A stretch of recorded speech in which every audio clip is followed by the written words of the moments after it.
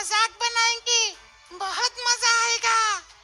तो फिर जल्दी चलो, कहीं ऐसा ना हो कि छोटा शेर वहाँ से चला जाए। हाथी की बात सुनकर सभी जानवर जल्दी से नदी के किनारे पहुँचे। उन्होंने देखा कि छोटा शेर पानी पी रहा था। तभी सारे जानवर वहाँ पहुँच गए और फिर भालू ने कहा, छोटे शेर, सुना है जंगल में बहुत सारे शिकारी घूम रहे हैं। अगर तुम्हारी दो पूंछें किसी शिकारी ने देख ली तो वो तुम्हें पकड़कर अपने साथ शहर ले जाएगा और तुमसे सर्कस कराएगा। भालू की बात सुनकर सभी जानवर हंसने लगे और छोटा शेर गुस्से से बोला, चुप रहो तुम, क्या तुम्हें पता नहीं तुम किससे बात कर रहे हो? छोटे शेर की बात सुनकर हिरण तपाक से बोला, हाँ, हमें पता है, हम दो पूंछ वाले शेर से बात कर रहे हैं, जो एकदम मूर्ख लगता है। इसी तरह सभी जानवर उसका मजाक उड़ाकर चले गए। इस सब से छोटे शेर को बहुत दुख हुआ और वो वहीं उदास बैठ गया। तभी उसके पापा उसके पास आए और कहने लगे, क्या हुआ बेटा, ने उदास क्यों हो? पापा, मुझे जंगल के सभी जानवर चिढ़ाते हैं। अगर मेरी दो पूंछ हैं, तो इसमें मेरी क्या गलती? जंगल के जानवर तुम्हें इसलिए चिढ़ाते हैं क्योंकि तुम्हें इस बात से दुख होता है और तुम्हें दुखी देखकर उन्हें अच्छा लगता है। अगर उनकी बातों पर ध्यान नहीं दोगे तो कोई तुम्हें नहीं चिढ़ाएगा। ठीक है पापा, अब मैं किसी की बात पर ध्यान नहीं दूंगा। उस दिन के बाद से छोटे शेर ने बाकी जानवरों से बोलना ही बंद कर दिया। वो किसी से कोई बात नहीं करता था। अगर कोई उसे चिढ़ाता तो वो कोई प्रतिक्रिया ही नहीं देता था।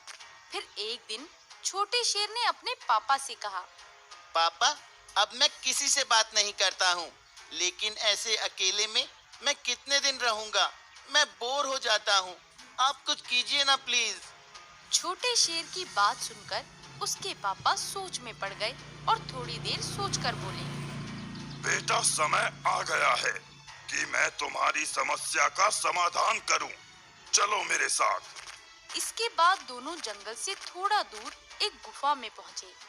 पापा, ये किसकी गुफा है? बेटा, ये एक चुड़ैल की गुफा है। इस जंगल में इस चुड़ैल के बारे में कोई नहीं जानता। ये चुड़ैल सबकी इच्छा पूरी करती है। ये कहकर दोनों गुफा के अंदर पहुंचे तो उन्हें देखते ही चुड़ैल ने कहा, अरे शेर, तुम यहाँ कैसे आए और अपने बेटे को भी साथ लाए हो? एक समस्या आ गई है, उसी के समाधान के लिए मैं यहाँ आया हूँ। कैसी समस्या? चुड़ैल के पूछने पर सारी बात बता दी। उसके बाद चुड़ैल ने कहा, छोटे शेर, मैं तुम्हारी पूंछ को जादुई पूंछ बना देती हूँ। जब भी तुम चाहोगे, तुम्हारी एक पूंछ में से आग और दूसरी पूंछ में से पानी निकलेगा। चुड़ैल ने आंख बंद करके मंत्र पढ़ा, नन्हे शेर को ना कहे कोई नादान, मिल जाएंगे उसको आग और पानी का वरदान। तभी छोटे शेर को सारी शक्ति मिल गई।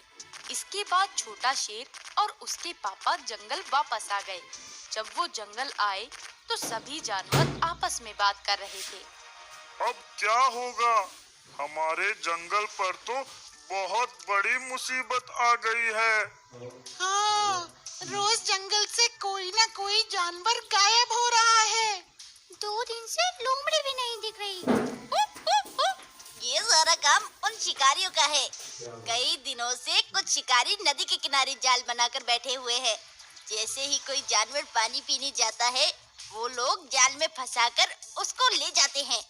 लेकिन हम पानी के बिना जिंदा कैसे रहेंगे? पानी तो मैं तुम्हें यहाँ भी लाकर दे सकता हूँ। छोटे शेर, ये मजाक का समय नहीं है।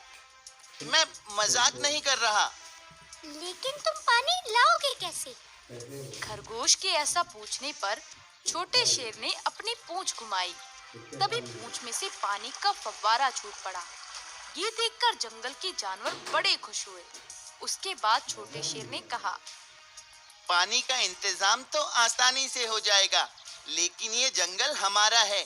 हम अपने ही जंगल में डर डर कर नहीं रह सकते। मैं आज ही उन शिकारियों को मजा चखाता हूँ। ये कहकर छोटा शेर नदी की तरफ चला गया। पीछे पीछे सभी जानवर भी चल दिए। छोटे शेर ने अपनी पूंछ घुमाई और उस पूंछ में से आग निकालकर जाल को जला दिया। शिकारी ये देखकर बहुत हैरान हुए। वो वहां से भाग निकले। ये देखकर जंगल के बाकी जानवर हुए और बोले, हमें माफ कर दो दोस्त, हमने तुम्हारा बहुत मजाक उड़ाया। फिर एक एक कर सभी जानवरों ने छोटे शेर से माफी मांगी। अब कोई उसे नहीं चिढ़ाता था। एक दिन सभी जानवर खेल रहे थे और अचानक जंगल में आग लग गई। सभी चिल्लाने लगे, भागो भागो, आग लग गई, भागो। अपनी जान बचाओ, जल्दी भागो। सभी जानवरों को इस तरह चिल्लाकर भागता देख छोटा शेर बोला, तुम सब जहाँ खड़े हो वहीं खड़े रहो। मैं अभी इस जंगल की आग को बुझाता हूँ। ये कहकर छोटे शेर ने अपनी पूंछ घुमाई और पूंछ में से पानी निकलने लगा, जिसकी मदद से छोटे शेर ने जंगल की आग को बुझा दिया। उसके बाद सभी जानवरों ने शेर को धन्यवाद किया। हेलो दोस्तों, हमें कमेंट्स कर कर जरूर बताएं, आपको ये कहानी कैसी लगी। इस कहानी को लाइक करें और अपने दोस्तों के साथ शेयर जरूर करें। बाय। तो दोस्तों, इस कहानी से हमें ये शिक्षा मिलती है कि हमें कभी किसी को छोटा और कमजोर नहीं समझना चाहिए।